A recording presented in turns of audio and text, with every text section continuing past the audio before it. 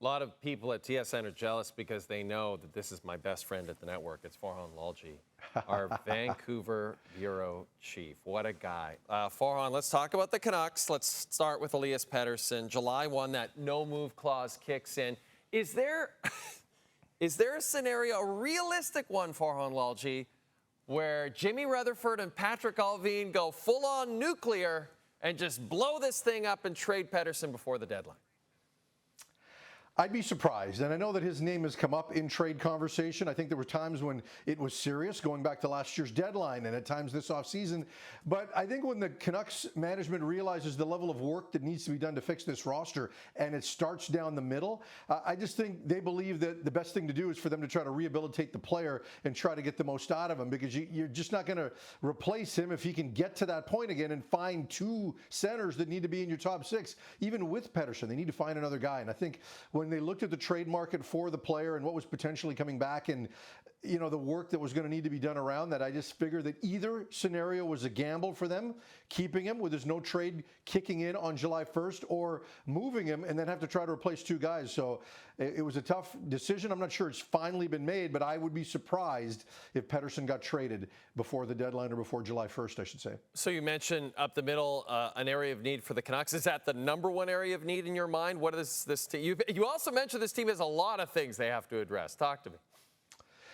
Well, truly, I think the needs are in the top six. I think when you look at how the blue line got reconstructed mid-season, I think it's solid, one of the best in the league, quite frankly, beyond just Quinn Hughes, and I think it's deep. And even in the minors, they've got some potential answers there with a guy like Tom Wielander, who got signed and was a high draft pick for them. But up front, particularly in their top six, they've got big needs, because you lose JT Miller. In all likelihood, Brock Besser is going to be out the door. So, you know, you were short a guy to begin with. And Jim Rutherford said at the end of the season that he probably felt he needed three high-end forwards, and many people thought he might say one or two. So the fact that he jumped out on the ledge and said that, it's not just one top six center. They need one or two additional scoring wingers to go along with, say, a guy like Jake DeBrusk and Connor Garland. So lots of needs up front. The back end and in goal, I think they're in pretty good shape. Okay, speaking of goal, though, Thatcher Demco, 1 year remaining on his current deal. Kevin Lankinen has that 5-year extension he agreed to last year. You've got Artur Shilov sort of waiting in the wings.